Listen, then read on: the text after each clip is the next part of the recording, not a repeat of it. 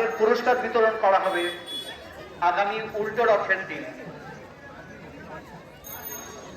অংশগ্রহণকারীদের tag number অনুযায়ী যারা পুরস্কার প্রাপকদের আগামী উল্টো রথের দিন আমরা বিচার কার্য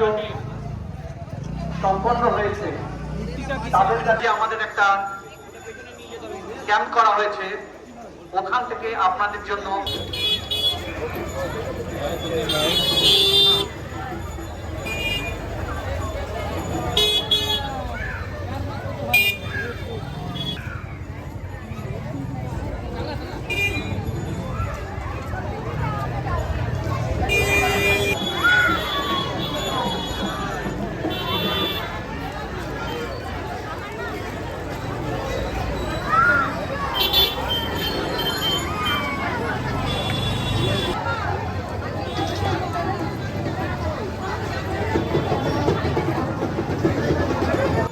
সাইকেল এবং মোটরসাইকেল,